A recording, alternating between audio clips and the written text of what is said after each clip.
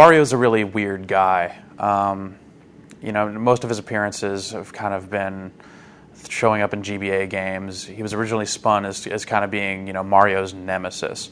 But over the years, Wario has become less of Mario's nemesis and more of just kind of a greedy, wacky treasure hunter that's, always getting into trouble. This time around, he's gotten into trouble. His greed, of course, getting him in trouble yet again. He's stolen an evil black jewel that has awoken from its slumber and turned all of his money into monsters. So Wario, wanting to get his green on, get his cash back, sets out on a quest to defeat these monsters and basically, reclaim his treasure hoard. Wario's game is broken up into 4 different worlds. Each of these worlds contains 2 stages as well as a boss stage. In addition to that, each stage ends with a boss fight, so you're really getting 3 boss fights per world. The levels are actually pretty large, and the basic gameplay is Wario running around in a platform fashion, but not in your kind of standard 3D platform mode. It's actually more of a fixed camera platforming where the camera will be positioned from a specific angle, and Wario will be running around. So there's a lot of left and right movement and a lot of up and down movement too, but for the most part it's side-to-side action. The camera doesn't rotate around and follow Wario from the back or anything like that, and generally the camera actually works pretty well. The goal of each level is to basically get to the end of the level with a set number of gems. The number of gems you need to progress varies from level to level. The first level only requires you to collect 3 of them, but later on you have to get 5 and 6 and much larger numbers. You get these gems in puzzle rooms that are found. Basically, you'll find glowing trap doors around the floors of the level, and you can power bomb your way through those and get down to these little puzzle areas. Some of them are little rooms with moving platforms you have to jump around on, but then some of them are actually much larger kind of open areas that are actually a lot like the block puzzle levels in Super Mario Sunshine, where you would lose your water pack and have to run around on your own. It's actually a lot like those, just kind of blocks floating in space, and you haven't get to the end to get one of these gems. When you're not in these puzzle areas trying to get these gems, you'll be fighting creatures. Many of them actually just take 1 punch to knock out, but there'll also be larger variants of those creatures that'll take 3, and that'll actually stun them. And once you have stunned a foe, you can pick them up and throw them. That'll usually do away with them for good.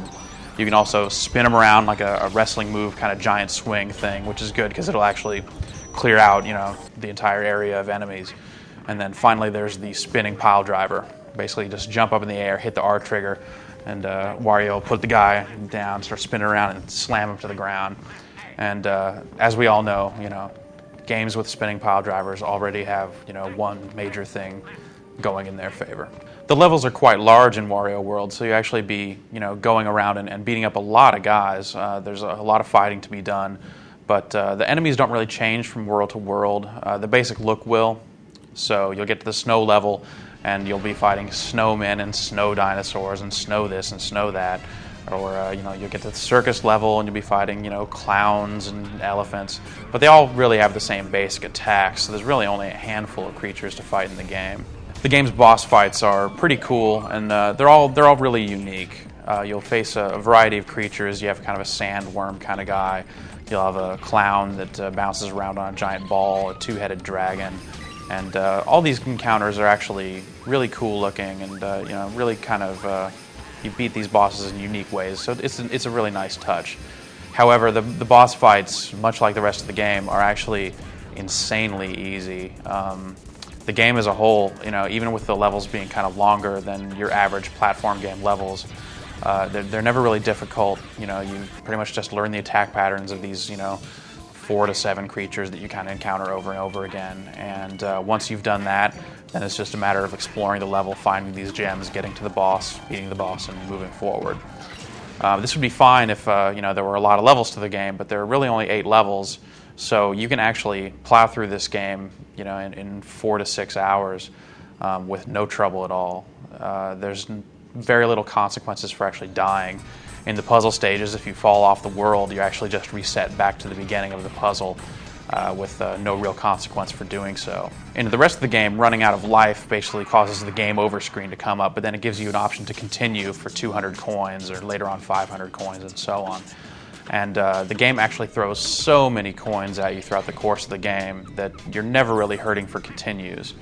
On top of that, when you do continue, it actually starts you immediately where you left off. So that means if you're in a boss fight, you're one hit away from victory, but then you die, you can just restart right there, get that one hit in, and keep going. So you never have to retry anything, which is, kind of a nice touch, very Akari Warriors-like.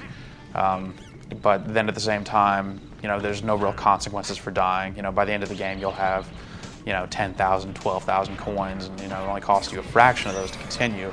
So it's very, very easy to plow through the whole game. From a presentation standpoint, Wario World does well. The game looks pretty good. You'll see some textures here and there that really don't look very good, but by and large, the game has a nice charm to it. The enemy design is nicely varied, even if they do kind of attack with the same pattern over and over again.